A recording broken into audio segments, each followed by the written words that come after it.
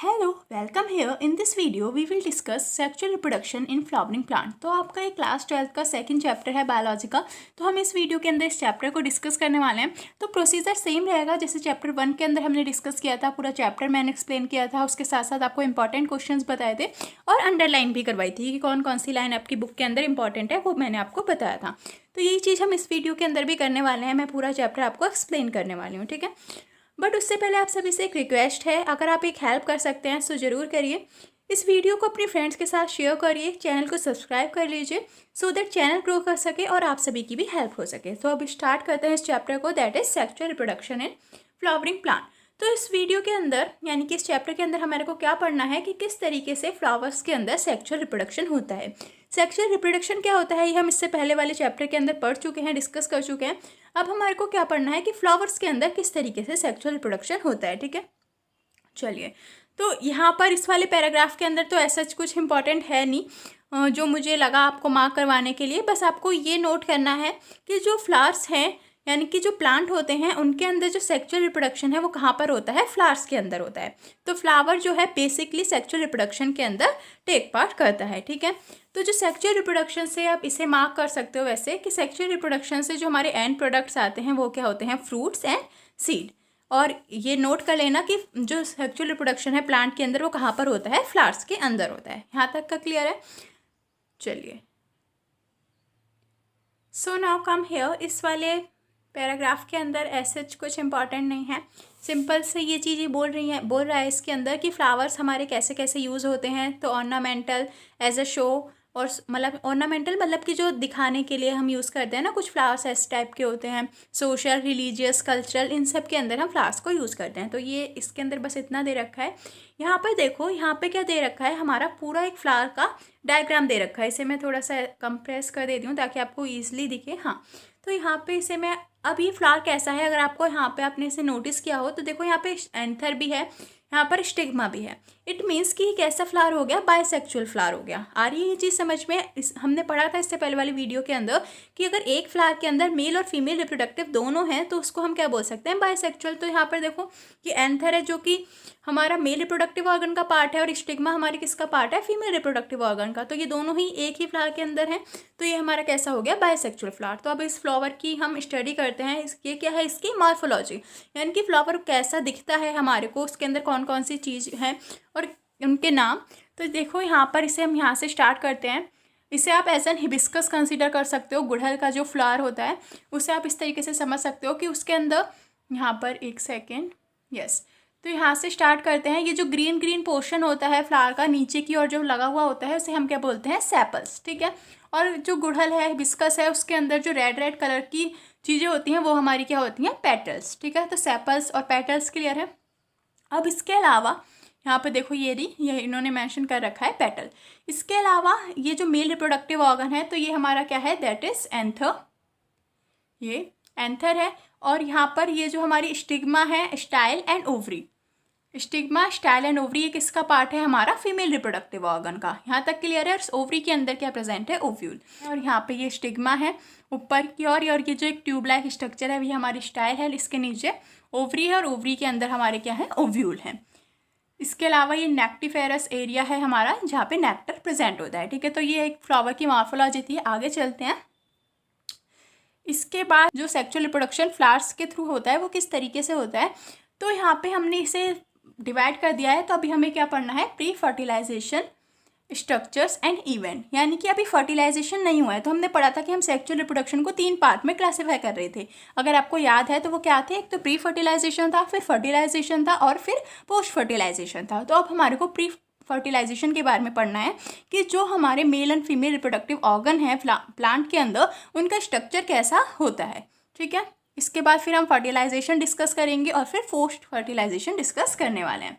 तो अब हम इसे, तो यहाँ पे आपको ये अंडरलाइन करना है कि जब फ्लावर जो है हमारा रिप्रोडक्शन के अंदर जाता है तो उसके अंदर कुछ हार्मोनल और स्ट्रक्चरल चेंजेस होते हैं। इसके बाद अब आपको यहाँ पे और क्या मेंशन करना है, नोट जो करना है, दैट इज यहाँ से in the flower the male and female reproductive organ. तो जो हमारा मेल रिप्रोडक्टिव ऑर्गन है वो हमारा क्या है, उसे हम और क्या बोलते हैं, एंड्रोशियम। और जो फीमेल रिप्रोडक्टिव ऑर्गन है दैट इज गायनोशियम। तो इस चीज़ को नोट कर लेना है कि मेल रिप्रोडक्टिव ऑर्गन क्या है हमारा और फीमेल रिप्रोडक्टिव ऑर्गन क्या है। ठीक है, तो अब हम इन मेल और फीमेल रिप्रोडक्टिव ऑर्गन के स्ट्रक्चर्स के बारे में पढ़ने वाले हैं। तो अब मैं नेक्स्ट पेज पे चलती हूँ। यहाँ पे देखो, stamen. Stamen is consist of filament and anther, यानी कि ये हमारी फिलामेंट है और ये हमारे पास क्या है, एंथर। तो जो लॉन्ग सिलेंड्रिकल स्टॉक है उसे हम क्या बोल रहे हैं, फिलामेंट, और जो बायलोब्डेड स्ट्रक्चर है दैट इज एंथर। अब ये जो फिलामेंट है ये नीचे की तरफ हमारी किससे अटैच होती है, थैलेमस या फिर पेटल ऑफ द फ्लावर से। नंबर एंड लेंथ ऑफ स्टेमन, यानी कि नंबर और कितनी लेंथ होगी हमारे स्टेमन की, ये डिफरेंट डिफरेंट फ्लावर स्पीशीज के अंदर डिफरेंट हो सकती है। तो इसे आपको नोट करना है। ठीक है, ये क्या नोट करना है, सिंपल सी बात कि स्टेमन के पास दो चीज़ें हैं, एक फिलामेंट है और एक एंथर है। ठीक है, और वो उनके स्ट्रक्चर्स किस तरीके से हैं उसे नोट कर लीजिए। अब एंथर हमारा कैसा है, बायलोब्डेड स्ट्रक्चर है। हर लोब के अंदर दो थीका प्रेजेंट है, इसलिए इसे डायथीशियस भी बोल रहे हैं। और लॉन्गिट्यूडनल ग्रूव है जो कि इसको क्या कर रही है, लेंथ वाइज सेपरेट कर रही है। ठीक है, अब आगे देखो, यहाँ से इसे नोट करो, the bilobed structure of anther is, अगर हम इसका ट्रांसफर सेक्शन कट करें तो यहाँ पे कैसा होता है, 4 sided tetragonal structure consist of 4 microsporangia located at the corner, 2 in each lobe. यानी कि बायलोब्डेड स्ट्रक्चर के अंदर हमारे क्या प्रेजेंट है, माइक्रोस्पोरेंजिया प्रेजेंट है। टोटल कितनी माइक्रोस्पोरेंजिया हैं, एक एंथर के अंदर 4, हर लोब के अंदर 2 माइक्रोस्पोरेंजिया प्रेजेंट हैं। ठीक है, जो कि कॉर्नर पे है प्रेजेंट है। यहाँ तक आई थिंक क्लियर हो गया होगा। अब माइक्रोस्पोरेंजिया डेवलप होकर के किस में कन्वर्ट हो जाती हैं, पोलन सैक के अंदर। They extend longitudinally all through the length of an anther and are packed with pollen grain. तो इसका मतलब सिर्फ इतना है कि एंथर के अंदर, एंथर का अगर मैं थोड़ा सा स्ट्रक्चर को कंप्रेस करके बताऊं तो आप इसे ऐसे बोलोगे कि एंथर एक बायलोब्डेड स्ट्रक्चर है। हर लोब के अंदर हमारी 2 माइक्रोस्पोरेंजिया प्रेजेंट होती हैं, दैट मीन्स टोटल 4 माइक्रोस्पोरेंजिया एक एंथर के अंदर प्रेजेंट होती हैं। यहाँ तक का क्लियर है। फिर आप बोलोगे कि जो माइक्रोस्पोरेंजिया हैं वो डेवलप हो जाती हैं किसके अंदर, पोलन सैक के अंदर। और हर एक माइक्रोस्पोरेंजिया या फिर पोलन सैक के अंदर क्या प्रेजेंट होते हैं, हमारे पोलन ग्रेन प्रेजेंट होते हैं। यहाँ तक आई थिंक अब क्लियर हो गया होगा। अब हमें क्या पढ़ना है, स्ट्रक्चर ऑफ माइक्रोस्पोरेंजियम, यानी कि ये जो हमने माइक्रोस्पोरेंजिया पढ़ा कि एंथर के अंदर ये प्रेजेंट होती हैं, इनका स्ट्रक्चर कैसा होता है अगर हम वो पढ़ें तो उसके बारे में यहाँ पर देखो, it is generally surrounded by the 4 wall layer. यानी कि माइक्रोस्पोरेंजिया किससे सराउंडेड होती हैं, 4 लेयर से सराउंडेड होती हैं। वो कौन कौन सी हैं, इसे मेंशन कर लो, नोट कर लो, epidermis, endodermis, middle layer and tapetum. अब यहाँ से एक क्वेश्चन पक्का आता है, जब अभी आप टेस्ट वगैरह दोगे स्कूल के अंदर तो देख लेना, यहाँ पे आना तो चाहिए, आई थिंक आएगा भी। तो क्वेश्चन क्या है आपका कि टैपिटम का क्या रोल होता है हमारा माइक्रोस्पोरेंजियम के अंदर। ठीक है, तो ये जो स्टार्टिंग की 3 लेयर हैं, एपिडर्मिस, एंडोडर्मिस और epidermis, endothecium and middle layer, इनका क्या काम होता है, प्रोटेक्शन का, and help in dehiscence of an anther to release pollen. मतलब कि एंथर से अब हमें पता है कि एंथर के अंदर क्या प्रेजेंट है, माइक्रोस्पोरेंजिया, वो हमारी किस में कन्वर्ट हो रही है, पोलन सैक के अंदर, और फिर उसके अंदर क्या प्रेजेंट होते हैं, पोलन ग्रेन। यानी कि पोलन ग्रेन को एंथर में से रिलीज कराने में हेल्प करती हैं ये हमारी तीनों लेयर। सो जो इनरमोस्ट लेयर है हमारी टैपिटम, अब देखो इसका क्या काम है, nourishes the developing pollen grain. यानी कि जो पोलन ग्रेन फॉर्म होते हैं उनको नरिशमेंट प्रोवाइड करने का काम किसका होता है, टैपिटम का। आई थिंक अब आपको लर्न हो गया होगा, मैंने इसे इतनी बार इंपॉर्टेंट बोल दिया है। ठीक है, तो इसे लर्न कर लेना कि इसका क्या काम होता है, पोलन ग्रेन को नरिशमेंट प्रोवाइड करना। अब आगे चलते हैं, जब हमारा एंथर यंग होता है तब हमारी माइक्रोस्पोरेंजियम जो हमारी सेल्स प्रेजेंट हैं, क्या कहते हैं, हर एक एंथर के अंदर, हमारा हर एक एंथर के कैसा है, बायलोब्डेड स्ट्रक्चर है, और बायलोब्डेड स्ट्रक्चर के अंदर क्या प्रेजेंट है, माइक्रोस्पोरेंजिया। तो 2 लोब हैं तो हर लोब के कॉर्नर में प्रेजेंट है, तो टोटल 4 माइक्रोस्पोरेंजिया, ये सब हम डिस्कस कर चुके हैं। तो हर एक माइक्रोस्पोरेंजिया के सेंटर में क्या प्रेजेंट होती हैं, स्पोरोजेनियस टिश्यू। अब जब ये एंथर हमारा मैच्योर होना शुरू होता है, डेवलप होता है, तब ये जो स्पोरोजेनियस टिश्यू हैं इनके अंदर क्या होती है, मियोसिस, और ये क्या फॉर्म कर लेते हैं, माइक्रोस्पोर टेट्राड्स। आई थिंक इतना लर्न हो गया होगा आपको। अभी तक हमने ये जो चीज़ें डिस्कस कर ली हैं कि पहले एंथर यंग था, उसके अंदर स्पोरोजेनियस टिश्यूज फॉर्म हुए, फिर जब एंथर ने डेवलपमेंट किया तो स्पोरोजेनियस टिश्यू के अंदर मियोसिस हुई और उससे माइक्रोस्पोर टेट्राड्स फॉर्म हो गए। ठीक है, अब नेक्स्ट पेज पे चलते हैं। यहाँ पर देखो, यहाँ पे इन्होंने सारा बता रखा है जो अभी हमने लेयर्स पढ़ी थी, that is epidermis, endothecium, tapetum, ये सारी हमारे यहाँ पर इन्होंने मेंशन कर रखी हैं। मिडल लेयर, ठीक है, तो ये चारों लेयर्स जो हमने पढ़ी थी ये सारी इस तरीके से अरेंज होती है। इसे आप देख लो यहाँ पर, इसके यहाँ पे एक सेंटर में कनेक्टिव दिखा रखा है, ये टैपिटम है, इसका स्ट्रक्चर दिखा रखा है। आगे यहाँ पर देखो, अब यहाँ पे इसके अंदर यहाँ पे किस तरीके से पोलन ग्रेन है प्रेजेंट है, तो ये दिखा रखा है। ठीक है, अब आगे आ जाओ। अब ये जो हमारी ईच सेल यानी कि स्पोरोजीनियस टिश्यू तो बहुत सारे हैं हर एक माइक्रोस्पोरेंजिया के सेंटर में, तो उसकी जितनी भी स्पोरोजीनियस टिश्यू में जितनी भी सेल हैं वो कैपेबल है किसके लिए, मियोसिस के लिए, यानी कि मियोटिक डिवीजन उसके अंदर होगा और माइक्रोस्पोर टेट्राड्स की फॉर्मेशन होगी। तो each one is a potential pollen microspore mother cell, यानी कि हर एक जो सेल है स्पोरोजीनियस टिश्यू के अंदर वो कैसे एक्ट कर रही है, as a microspore mother cell या फिर पोलन मदर सेल। तो ये चीज़ लर्न कर लेना। The process of formation of microspore from the pollen mother cell through meiosis is called the microsporogenesis. Genesis word कहीं पर भी आए तो मैं इससे पहले वाली वीडियो के अंदर इसमें मैंने बताया था जब हम चैप्टर 1 पढ़ रहे थे कि जेनेसिस का क्या मतलब होता है कि किसी चीज़ की फॉर्मेशन होना। तो यहाँ पे किसकी फॉर्मेशन हो रही है, हमारी माइक्रोस्पोर की। तो माइक्रोस्पोरोजेनेसिस अगर जैसे ही आपको ये क्वेश्चन दिखे तो आप पहले तो यही समझ जाओ कि यहाँ पे माइक्रोस्पोर की फॉर्मेशन हो रही है। माइक्रोस्पोर की फॉर्मेशन किससे हो रही है, पोलन मदर सेल से हो रही है। उसके अंदर हो क्या रहा है, मियोसिस हो रही है, जिससे हमारे माइक्रोस्पोर टेट्राड्स की फॉर्मेशन हो रही है। अब यहाँ पर देखो तो माइक्रोस्पोर ये जो फॉर्म हुए arrange in a cluster of 4 cell, जिसे हम क्या बोल रहे हैं, माइक्रोस्पोर टेट्राड्स। अब जब हमारा एंथर मैच्योर और डिहाइड्रेट होता है तो उसके अंदर से क्या हमारे फॉर्म होते हैं, पोलन ग्रेन। कैसे, ये जो हमारा माइक्रोस्पोर है ये किसके अंदर कन्वर्ट हो जाते हैं, डेवलप हो जाते हैं पोलन ग्रेन के अंदर। तो आई थिंक अब आपको ये चीज़ क्लियर हो गई होगी। इन शॉर्ट अगर मैं आपको ये बताना चाहूँ कि अभी तक हमने जो पढ़ा है तो वहाँ से बता देती हूँ। यहाँ जो हमारे स्टेमन से स्टार्टेड है, तो स्टेमन से हमने बस इतना पढ़ा है, देखो कि स्टेमन हमारा डिफरेंट फ्लावर के अंदर यानी कि डिफरेंट स्पीशीज़ के अंदर इसकी लेंथ वेरी हो सकती है। इसके अंदर 2 मेन इंपॉर्टेंट पार्ट हैं, दैट इज़ एंथर और फिलामेंट। एंथर हमारा बायलोब्रिड स्ट्रक्चर है, बायलोब्रिड स्ट्रक्चर्स के अंदर हमारी क्या प्रेजेंट है, माइक्रोस्पोरेंजिया प्रेजेंट है। हर एक एंथर के अंदर 4 माइक्रोस्पोरेंजिया प्रेजेंट होती हैं कॉर्नर पे उन लोब्स के। फिर उन माइक्रोस्पोरेंजिया की क्या कहते हैं, उनके अंदर कौन कौन सी सेल्स होती हैं वो हमने डिस्कस कर ली है, टैपिटम वंस अगेन मैं रिपीट करवा रही हूँ। ठीक है, तो उसके बाद हमने पढ़ा है कि जो हमारी माइक्रोस्पोरेंजिया हैं इनके सेंटर में क्या प्रेजेंट होता है, स्पोरोजीनियस टिश्यू।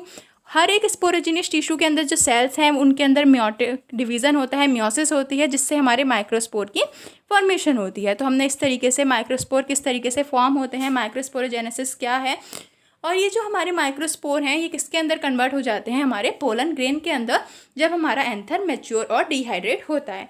तो अगर अब ये क्वेश्चन आता है आपका एग्जाम के अंदर तो ये इस तरीके से आ सकता है कि एक्सप्लेन माइक्रोस्पोरोजेनेसिस, कि माइक्रोस्पोरोजेनेसिस कैसे होती है, या फिर इस तरीके से आ सकता है explain the formation of pollen grain, किस तरीके से पोलन ग्रेन की फॉर्मेशन होती है। तो ये सारे कुछ क्वेश्चंस हैं जो कि आपके इस वाले टॉपिक के अंदर कवर हो जाएंगे।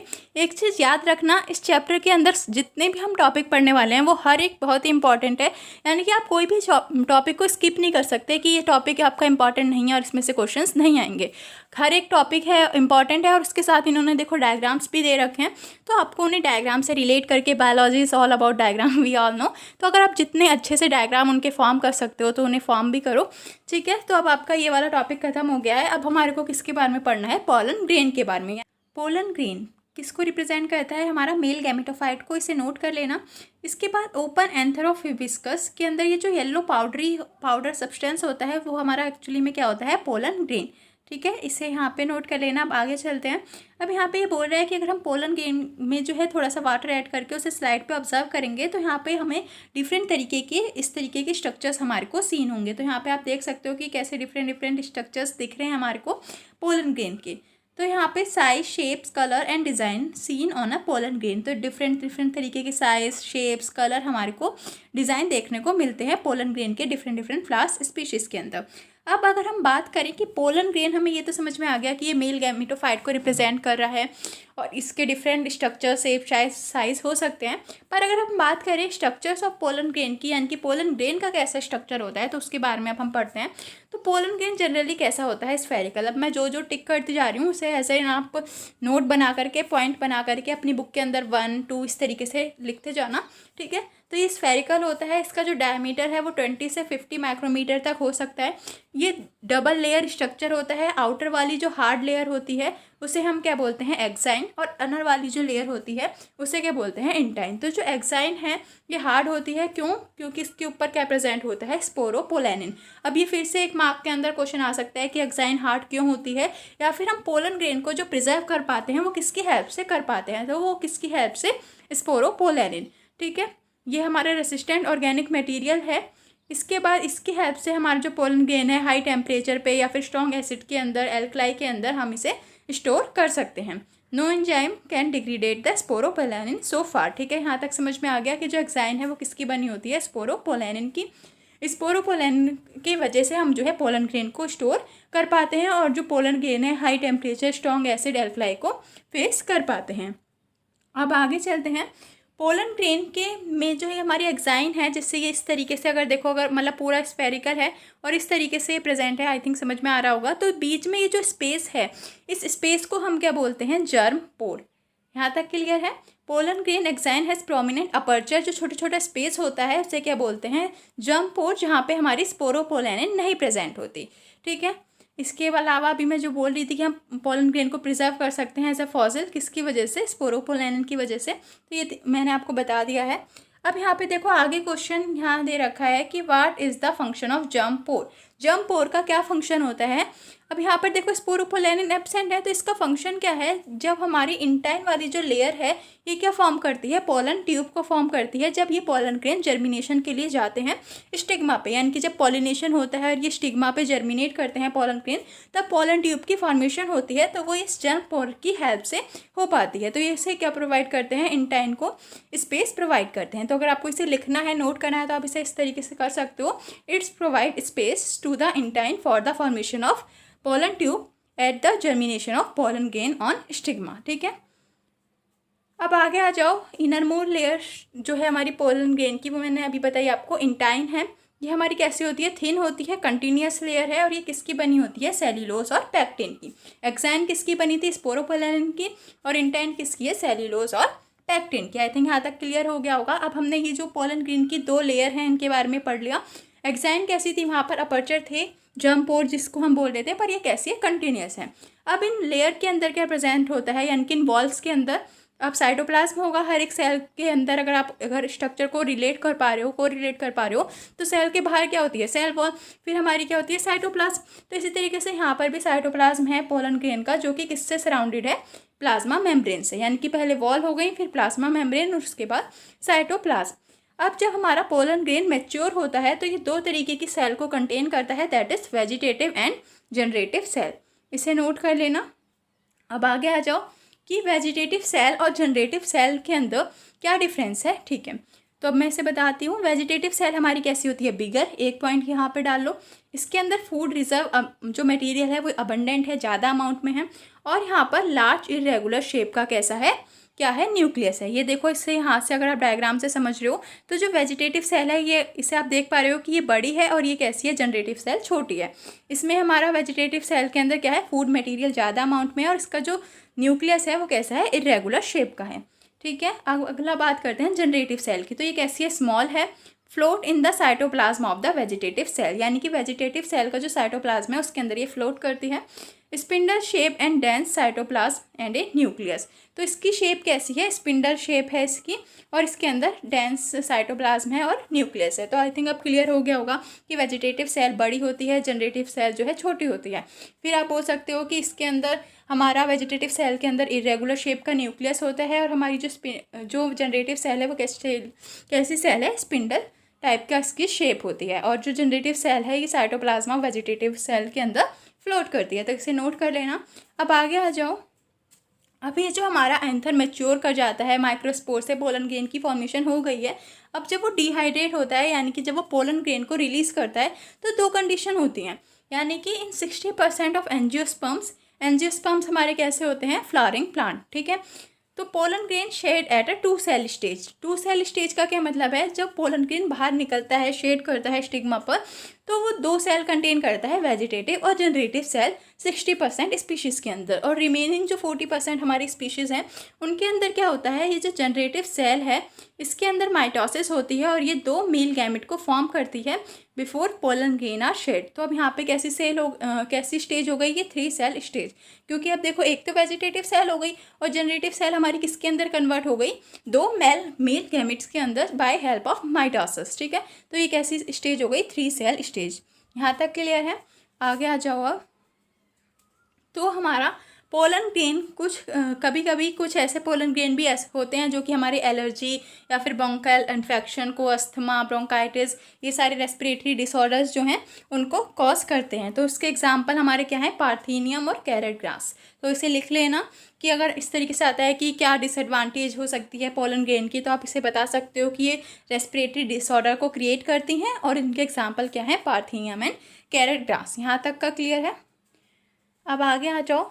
यहाँ पे क्या दे रखा है, यहाँ पे सिंपल सा है, इसमें इतना कुछ इंपॉर्टेंट है नहीं, कि जो पोलन ग्रेन है हमारे वो रिच इन न्यूट्रिएंट होते हैं, यानी कि इनके अंदर न्यूट्रिएंट का अमाउंट ज़्यादा होता है, और वेस्टर्न कंट्रीज़ के अंदर एज ए हम इन्हें पोलन टैबलेट्स और फूड सप्लीमेंट यूज़ करते हैं। ठीक है, तो अब हमने पोलन ग्रेन का पूरा स्ट्रक्चर के बारे में पढ़ लिया है। थोड़ा सा ये टॉपिक और बचा है, फिर मैं एक बार पूरा पोलन ग्रेन को सम अप कर दूंगी कि क्या क्या हमने पढ़ा। सो जो हमारे पोलन ग्रेन है ये कहाँ पे लैंड होते हैं, स्टिग्मा पे, before they lose their viability to bring about fertilization. मतलब यानी कि अगर पोलन ग्रेन को फर्टिलाइजेशन करना है तो उन्हें जो लैंड होना होगा स्टिग्मा पे before they lose their viability. इसे आप एक तरीके से लाइफ से रिलेट कर सकते हो कि अगर एक बार उनकी विएबिलिटी लूज हो गई तो उनका लैंड होने का कोई फ़ायदा नहीं है अगर वो फर्टिलाइजेशन करना चाह रहे हैं।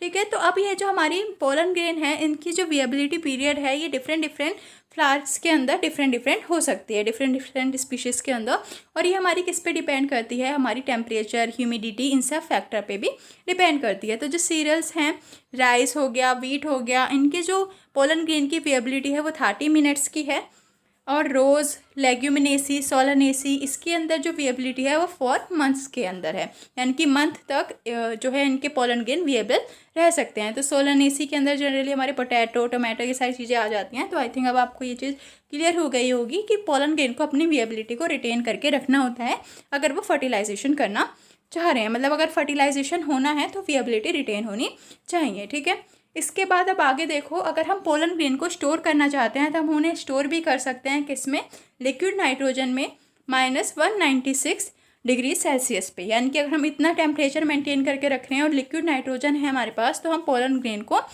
स्टोर करके रख सकते हैं। और इन स्टोर पोलन ग्रेन को हम जो है क्रॉप ब्रीडिंग प्रोग्राम्स के अंदर यूज़ कर सकते हैं, पोलन बैंक के अंदर यूज़ कर सकते हैं। ठीक है, तो अब आपका ये टॉपिक जो है पोलन ग्रेन वाला ख़त्म हो चुका है।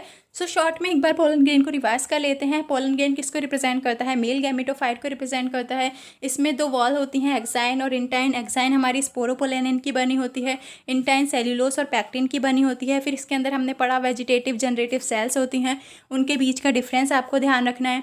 फिर 2 स्पीशीज़ हमने पढ़ी, पार्थीनियम और कैरेट ग्रास, जो कि हमारी एलर्जी क्रिएट कर देती हैं, रेस्पिरेटरी डिसऑर्डर प्रॉब्लम क्रिएट करती हैं। फिर इसे हम ऐसा फूड सप्लीमेंट भी यूज़ करते हैं। इसके बाद अगर फर्टिलाइजेशन होना है तो पोलन ग्रेन को अपनी विएबिलिटी को लूज होने से पहले स्टिग्मा पे लैंड होना पड़ता है। फिर अगर हमारे को पोलन ग्रेन को स्टोर करना है तो हम इन्हें कर सकते हैं कब, लिक्विड नाइट्रोजन के अंदर -196 डिग्री सेल्सियस के ऊपर। ठीक है, तो अब हमारा ये पोलन ग्रेन ख़त्म हो चुका है। अब हमारे को क्या पढ़ना है इससे आगे, that is pistil, megasporangium, ovule और एम्ब्रियो सैक के स्ट्रक्चर्स के बारे में पढ़ना है। तो जब हम ये स्ट्रक्चर पढ़ लेंगे, यानी कि अब हमने क्या पढ़ लिया, प्री फर्टिलाइजेशन इवेंट के बारे में हम पढ़ लेंगे, उसके बाद फिर हम क्या पढ़ेंगे, फर्टिलाइजेशन के बारे में। तो अब हमें इसके बारे में पढ़ना है। सो ये यहाँ पे देखो, जो गायनोशियम है ये किसको रिप्रेजेंट करती है, फीमेल रिप्रोडक्टिव ऑर्गन को। गायनोशियम के अंदर हमारे पास क्या होता है, पिस्टिल होती है। अगर एक पिस्टिल है तो उसे हम मोनो कैपिलरी बोलते हैं, अगर काफ़ी सारी हैं तो मल्टी कैपिलरी बोलते हैं। अब अगर ये जो पिस्टिल है ये फ्यूज़ है एक साथ तो इन्हें हम क्या बोलते हैं, सिनकार्पस, और अगर ये फ्री हैं तो एपोकार्पस। तो ये तो थोड़ा सा जनरल हो गया पिस्टिल के बारे में। अब इस पिस्टिल के अंदर क्या प्रेजेंट होता है, स्टिग्मा, स्टाइल एंड ओवरी। ठीक है, तो ये जो मैं अंडरलाइन कर रही हूँ उसे अंडरलाइन कर लेना। स्टिग्मा हमारी क्या होती है, जहाँ पे हमारा प्लेटफॉर्म यानी कि जहाँ पे हमारे पोलन ग्रेन जो है लैंड करते हैं। स्टाइल एक लॉन्ग सिलेंड्रिकल स्ट्रक्चर होता है जो कि हमारी स्टिग्मा और ओवरी को कनेक्ट करता है, और नीचे की तरफ बेस में हमारी ओवरी प्रेजेंट होती है। इस ओवरी के अंदर क्या प्रेजेंट होते हैं, ओवेरियन कैविटी, जिसे हम और क्या बोलते हैं, लोक्यूल। प्लेसेंटा जो है अटैच होते हैं इस ओवेरियन कैविटी के अंदर। तो देखो लिखा हुआ है the placenta is located inside the ovarian cavity. यहाँ तक का क्लियर हो गया होगा आई थिंक। आगे चलते हैं। तो यहाँ पे इसे आप स्ट्रक्चर से भी देख सकते हो, ये हमारा स्टिग्मा है, ये स्टाइल है, ये ओवरी है, सिनकार्पस यानी कि जब हमने पढ़ा जब सारी पिस्टल एक साथ फ्यूज़ होती हैं तो सिनकार्पस, और अगर वो फ्री हैं तो वो हमारी क्या होती है, एपोकार्पस। और ये हमारा क्या दे रखा है, ये बहुत इंपॉर्टेंट है आपका, ये क्या है आपका स्ट्रक्चर ऑफ ओव्यूल। ठीक है, तो अभी हम ओव्यूल के स्ट्रक्चर के बारे में भी डिस्कस करेंगे, बट उससे पहले यहाँ पे देखो प्लेसेंटा से क्या राइज होती हैं, मेगा स्पोरेंजिया, जिन्हें हम और क्या बोलते हैं, ओव्यूल। तो यहाँ तक क्लियर है। अब जो ओव्यूल है, ओव्यूल के नंबर डिफरेंट हो सकते हैं ओवरी के अंदर। ओवरी के अंदर क्या प्रेजेंट है, हमारा ओवेरियन कैविटी, यहाँ तक का क्लियर है। ओवेरियन कैविटी से क्या अटैच था, प्लेसेंटा। प्लेसेंटा से क्या राइज हो रही है, मेगा स्पोरेंजिया, और मेगा स्पोरेंजिया को हम और क्या बोलते हैं, ओव्यूल। तो ये जो नंबर ऑफ ओव्यूल हैं ओवरी के अंदर डिफरेंट हो सकते हैं, जैसे कि वीट है या फिर पैडी, मैंगो है, इसके अंदर सिर्फ एक ही ओव्यूल जो है ओवरी के अंदर प्रेजेंट होता है। और जो पपाया है, वाटरमेलन है, ऑर्किड है, इनके अंदर क्या होता है, एक से ज़्यादा नंबर ऑफ ओव्यूल्स जो हैं ओवरी के अंदर प्रेजेंट होते हैं। ओव्यूल्स हैं क्या, अगर आप फिर से फर्स्ट वाले चैप्टर से रिलेट कर पा रहे हो तो मैंने उसमें एंड में बताया था कि जो हमारे ओव्यूल हैं ये सीड के अंदर कन्वर्ट हो जाते हैं। तो वाटरमेलन के एग्जाम्पल से आपको समझ में आ जाएगा, हम सभी ने वाटरमेलन खाया हुआ है, तो इसके अंदर जो बहुत सारे हमारे को ब्लैक ब्लैक कलर के सीड दिखाई देते हैं, एक्चुअली में ये पहले क्या थे, ओव्यूल, जो कि किस में कन्वर्ट हो गए, सीड में। तो ये यही बोल रहा है कि नंबर ऑफ ओव्यूल्स जो हैं ओवरी के अंदर जो प्रेजेंट होते हैं वो डिफरेंट हो सकते हैं। अब अगर आपको पूरा वाटरमेलन है तो वो एक्चुअली में क्या है, ओवरी तो है, ओवरी हमारी किसके अंदर कन्वर्ट हो जाती है, फ्रूट के अंदर कन्वर्ट हो जाती है। So now we have to study the structure of megasporangium that is ovule. Ovule हमारा कैसा है, स्मॉल स्ट्रक्चर है जो कि प्लेसेंटा से अटैच है by the help of funicle. जो हमारा ओव्यूल है ये फ्यूज़ होता है फ्यूनिकल के साथ, उस रीजन को हम क्या बोलते हैं, हीलम। इसे नोट कर लेना। तो हीलम क्या रिप्रेजेंट कर रहा है, junction between ovule and funicle. ठीक है, फिर ओव्यूल जो है हमारा प्रोटेक्ट होता है बाय 2 और मोर प्रोटेक्टिव एनवलप, 1 और 2 प्रोटेक्टिव एनवलप, जिन्हें हम क्या बोलते हैं, इंट्यूगमेंट्स। तो इंट्यूगमेंट हमारे कैसे होते हैं, सर्कल टाइप के होते हैं, सब जगह प्रेजेंट होते हैं accept at the tip of, जहाँ पे हमारी स्मॉल ओपनिंग होती है, जिसे हम क्या बोलते हैं, माइक्रोपाइल। ठीक है, opposite to the micropylar end क्या होता है, chalaza, representing the basal part of the ovule. तो अब इसे आप यहाँ से अभी थोड़ा सा मैं और बता दूँ, फिर डायग्राम के थ्रू अच्छे से समझ में आ जाएगा। इंट्यूगमेंट्स के अंदर हमारी मास ऑफ सेल होती हैं, जिन्हें हम न्यूसेलस बोलते हैं। इसके अंदर हमारा क्या प्रेजेंट होता है, एम्ब्रियो सैक, जिसे हम और क्या बोलते हैं, फीमेल गैमेटोफाइट। तो जो सेल ऑफ न्यूसेलस है इनके पास अबंडेंट फूड रिजर्व मटेरियल होता है, और यहाँ पे हमारा एम्ब्रियो सैक या फिर इसे हम फीमेल गैमेटोफाइट बोलते हैं, इसके अंदर प्रेजेंट होता है। तो ओव्यूल है जनरली, हर एक ओव्यूल के पास जनरली एक सिंगल एम्ब्रियो सैक होता है, और ये कैसे बनता है, मेगा स्पोर से थ्रू रिडक्शन डिवीजन। अब यहाँ पर देखो इसका स्ट्रक्चर। तो ये हमारा ओव्यूल का स्ट्रक्चर है, मैंने अभी आपको बताया था कि ये बहुत इंपॉर्टेंट है। तो यहाँ पर क्या है, ये देखो लो स्ट्रक्चर, यहाँ से इसे आप यहाँ से समझो, ये बेसल एंड है। इसके अलावा यहाँ पर ये हीलम है, ये फ्यूनिकल है, जिसके थ्रू ये हमारा प्लेसेंटा से अटैच होगा। ये ऊपर की ओर ये जो ओपनिंग है, यहाँ पर ये माइक्रोपाइल है, जहाँ पर इंट्यूगमेंट एब्सेंट होते हैं, ये आउटर इंट्यूगमेंट है, ये इनर है। इसके बाद ये न्यूसेलस है, इसके अंदर ये हमारा एम्ब्रियो सैक प्रेजेंट है। एम्ब्रियो सैक हमारा किससे बन रहा है, मेगा स्पोर से, by the help of reduction division. तो हर एक ओव्यूल के अंदर जनरली हमारा एक एम्ब्रियो सैक जो है प्रेजेंट होता है। तो यहाँ तक का आई थिंक अब आपको क्लियर हो गया होगा। तो क्वेश्चंस बहुत ही सिंपल सा है कि आपको ओव्यूल का स्ट्रक्चर को एक्सप्लेन करना है, तो वो आपको यहाँ पे बताना है। इससे ऊपर यहाँ वाला जो पोर्शन है उससे हार्डली क्वेश्चन आते हैं, बट एज वी नो कि अगर वो पूरा पूछ लेता है कि मेगा स्पोरेंजियम और पूरा इस प्रोसेस को, फीमेल गैमेटोफाइट गायनोशियम को आपको डिफाइन करना है, तो आपको फिर ये सारी चीज़ें थोड़ी थोड़ी करके बतानी पड़ेंगी। तो मैंने पहले भी बोला और फिर से बोल रही हूँ कि इसके अंदर हार्डली कोई ऐसा टॉपिक होगा जिसे आप स्किप कर पाओ फॉर योर एग्ज़ाम। एंड तो एक चीज़ आपको ध्यान में रखनी है कि आपको डेली पढ़ना है, डेली। यानी कि ऐसा नहीं होता है कि आपका एग्ज़ाम है या फिर टेस्ट होने वाले हैं स्कूल के अंदर तो आपने पढ़ना शुरू कर दिया, ऐसा नहीं करना है। आपको डेली पढ़ना है, तभी आप जब एग्ज़ाम होंगे आपके फाइनल एग्ज़ाम तो आप एक अच्छा परफॉर्मेंस दे पाओगे। सो एनसीईआरटी फॉलो करो, बट ऐसा नहीं बोलूँगी कि सिर्फ एनसीईआरटी पढ़ लो, आप इसके अलावा जो भी पढ़ना चाहते हो पढ़ो। बट मेरे अकॉर्डिंग सबसे पहले अगर आपने एनसीईआरटी क्लियर कर लिया सो वो मस्ट है। बिना एनसीईआरटी क्लियर करे किसी और बुक में जंप करना आई थिंक बेकार है। बाकी आप सबकी अपनी अपनी मर्जी है ठीक है। सो अब हम आगे चलते हैं। सो स्ट्रक्चर ऑफ ओव्यूल के बारे में हम पढ़ चुके हैं। Now we have to discuss about megasporogenesis. फिर से मेगा यानी कि मेगास्पोर की फॉर्मेशन हो रही होगी, जेनेसिस का मतलब क्या था, फॉर्मेशन। तो वो मेगास्पोर की फॉर्मेशन होना किससे होगी, जैसे वो माइक्रोस्पोर मदर सेल से बन रहे थे, मेगास्पोर मदर सेल से बनेंगे। तो the process of formation of megaspore from megaspore mother cell is called megasporogenesis. तो यहाँ पर भी हमारा कौन सा डिवीज़न होता है, रिडक्शन डिवीज़न। ठीक है, आगे चलते हैं। ये जो हमारी मेगास्पोर मदर सेल है ये कहाँ पे प्रेजेंट होती है, हमारी माइक्रोपाइलर रीजन के अंदर प्रेजेंट होती है। तो अब यहाँ पर देखो, इसे अंडरलाइन कर लो, एक second. The megaspore undergoing the meiotic division and क्या फॉर्म कर रही है, 4 मेगास्पोर को फॉर्मेशन कर रही है। इसे आप यहाँ पे डायग्राम से भी रिलेट कर सकते हो। देखो जो हमारी मेगास्पोर मदर सेल थी वो हमारी कहाँ पे प्रेजेंट थी, माइक्रोपाइलर एंड पे, तो इस तरीके से रिप्रेजेंट करा है। ऊपर बाहर की तरफ ये न्यूसेलस है, यहाँ पे ये सेल है हमारी, फिर इसके अंदर भी ये डिवीज़न हो रहा है, डायर्स एंड टेट्रार्स की फॉर्मेशन हो रही है। तो ये हमारे 4 मेगास्पोर की फॉर्मेशन हो गई है। ठीक है, अब हमें ये वाला डायग्राम भी डिस्कस करेंगे, बट उससे पहले हमारे को ये पढ़ना होगा, दैट इज़, एक सेकेंड, हम शायद ज़्यादा आगे आ गए। हाँ, तो अब हमारे को क्या पढ़ना है, फीमेल गैमेटोफाइट के बारे में पढ़ना है। फीमेल गैमेटोफाइट क्या है, एम्ब्रियो सैक। ठीक है, तो फीमेल गैमेटोफाइट है, ये किससे फॉर्म होता है, मेगास्पोर से। तो एक मेगास्पोर फंक्शनल रहता है, बाकी 3 जो मेगास्पोर हैं वो क्या हो जाते हैं, डीजनरेट हो जाते हैं। तो एक फंक्शनल मेगास्पोर से हमारा जो पूरा फीमेल गैमेटोफाइट है, या फिर एम्ब्रियो सैक भी हम इसे बोल सकते हैं, पूरा फॉर्म होता है। तो वो मेथड जिसमें हमारा एम्ब्रियो सैक की फॉर्मेशन हो रही है फ्रॉम सिंगल मेगास्पोर, इसको हम क्या बोलते हैं, मोनोस्पोरिक डेवलपमेंट। तो व्हाट इज मोनोस्पोरिक डेवलपमेंट, कि एम्ब्रियो सैक की formation from a single megaspore. तो अब ये देखो, अगर आपको समझ में आ रहा हो कि ये 4 मेगास्पोर कहाँ से आए थे, मेगास्पोर मदर सेल से, तो उसमें से एक फंक्शनल रहा और बाकी 3 कैसे हो गए, डीजनरेट। ठीक है, अब आगे चलते हैं। अब किस तरीके से हमारा एम्ब्रियो सैक की फॉर्मेशन होती है उस एक मेगास्पोर से, उसके बारे में हमें पढ़ना है। तो ये जो मेगास्पोर के पास न्यूक्लियस है, इसमें क्या होती है, माइटोटिक डिवीज़न होती है और 2 न्यूक्लियस की फॉर्मेशन होती है। फिर ये जो 2 न्यूक्लियस है ये अपोजिट पोल पे चले जाते हैं। उसके बाद फिर से माइटोटिक डिवीज़न होती है 2 टाइम्स, और क्या फॉर्मेशन होती है, 4 nucleated and 8 nucleated stage of embryo sac. अब इसे यहाँ पे आप डायग्राम से रिलेट कर सकते हो, जैसे मैंने बोला था कि हम इसे डिस्कस करेंगे, तो अब इसे डिस्कस करते हैं। यहाँ पर देखो, यहाँ पे एक ऐसी स्टेज है 2 न्यूक्लिएटेड, इसके बाद 4 एंड 8 न्यूक्लिएटेड स्टेज। ठीक है, अभी ये दोनों भी हम डिस्कस करेंगे इसके, बट उससे पहले से समझ लो थोड़ा सा। अब हमारे पास 8 न्यूक्लिएटेड स्टेज आ गई है। इसके बाद यहाँ पे क्या बोल रहा है कि nuclear division is not followed by the cell wall formation. That means क्या है, हमारे जो न्यूक्लियस हैं कैसे हैं, फ्री न्यूक्लियर है। अब क्या होता है, जब 8 न्यूक्लिएटेड स्टेज आ जाती है उसके बाद सेल वॉल ले डाउन होते हैं, उसके बाद किसकी फॉर्मेशन हो जाती है, हमारी फीमेल गैमेटोफाइट या फिर एम्ब्रियो सैक। अब इस एम्ब्रियो सैक के अंदर किस तरीके से सेल का डिस्ट्रीब्यूशन होता है हमारे को वो पढ़ना है।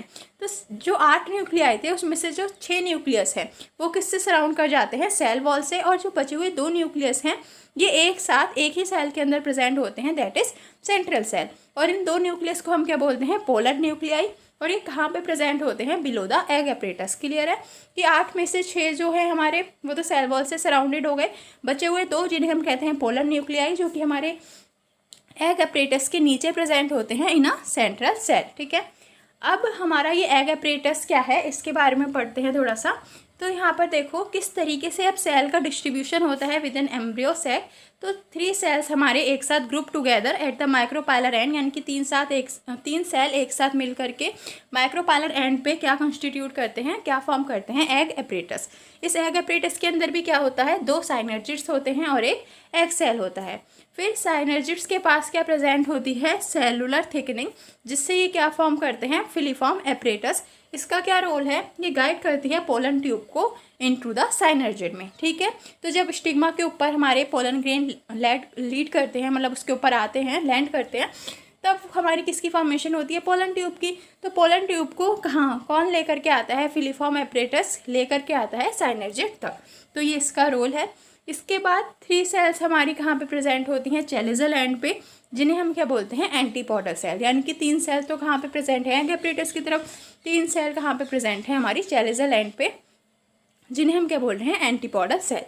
और जो लास्ट सेंट्रल सेल है जिसके अंदर क्या प्रेजेंट है, 2 पोलर न्यूक्लियाई, ये हमारा एग एपरेटस के नीचे प्रेजेंट होता है, ये हमने पढ़ लिया। तो इस तरीके से हमारी एम्ब्रियो सैक की फॉर्मेशन होती है, जिसके अंदर 8 न्यूक्लियस होते हैं और 7 सेल होते हैं। तो 8 न्यूक्लियस समझ में आ गया होगा, 3 सेल ऊपर है, 3 सेल नीचे हैं, और 3 न्यूक्लियस वाली सेल ऊपर है, 3 नीचे, और बीच में 2 न्यूक्लियस हैं। तो इस तरीके से तो 8 न्यूक्लियस हो गए। लेकिन जो बीच में ये 2 न्यूक्लियस हैं, ये क्या है, एक ही सेल के अंदर प्रेजेंट है, बाकी सारे तो हर एक की अपनी अपनी पर्टिकुलर सेल है। तो इस वजह से सेल कितनी है यहाँ पर, 7 और 8 न्यूक्लियस हैं। तो यहाँ से आपका एम्ब्रियो सैक का पूरा स्ट्रक्चर किस तरीके से ये फॉर्मेशन होती है क्लियर हो गया है। अब इसे आप एक बार डायग्राम के थ्रू भी मैं बता देती हूँ। यहाँ पर देखो, यस, सो ये हमारी क्या है, साइनर्जिड, ये एग एपरेटस वाला हिस्सा है, और यहाँ पे एक बीच में ये क्या है, हमारी एग सेल, ये सेंट्रल सेल है, इसके अंदर 2 पोलर न्यूक्लियर प्रेजेंट है, और नीचे की तरफ ये हमारी एंटीपोडल सेल है। अब इन्होंने ये पूरा इस तरीके से दिखा रखा है कि हमारा माइक्रोपाइलर एंड की तरफ एग एपरेटस प्रेजेंट होता है, यहाँ पर साइनर्जिड से नीचे की प्रेजेंट है फिलीफॉर्म एपरेटस है, इसके ऊपर ये एग सेल है, ये 2 पोलर न्यूक्लियाई हैं, सेंट्रल सेल, एंटीपोडल किस तरफ प्रेजेंट है, चैलेजल एंड की तरफ। तो ये वाला डायग्राम भी आपका बहुत ही इम्पॉर्टेंट है, तो इसे भी आप नोट कर लेना, ठीक है। तो यहाँ से आपका ये जो पूरा स्ट्रक्चर वाला पोर्शन है वो ख़त्म हो गया है। मेगास्पोर, माइक्रोस्पोर, ये सारी चीज़ें, यानी कि मेल रिप्रोडक्टिव ऑर्गन और फीमेल रिप्रोडक्टिव ऑर्गन के स्ट्रक्चर्स क्या हैं वो हम डिस्कस कर चुके हैं। तो अब हमारे को इसके आगे क्या पढ़ना है, तो अब हमें क्या पढ़ना है, पॉलिनेशन। बट मैं उसको नेक्स्ट वीडियो के अंदर कवर कर दूंगी, क्योंकि थोड़ी सी वीडियो लॉन्ग हो गई है, तो इसे हम 2 या फिर 3 वीडियोस के अंदर इस चैप्टर को सम अप कर लेंगे, ठीक है। और अगर आपको कोई भी प्रॉब्लम आती है तो आप कमेंट करके मेरे को बता सकते हैं, वो फिर मैं आपका कमेंट को रीड करके आपकी प्रॉब्लम को सॉल्व आउट करने की ट्राई करूँगी। एंड इम्पॉर्टेंट थिंग, इस चैनल को शेयर करिए फ्रेंड्स के साथ, सब्सक्राइब करिए, एंड थैंक यू।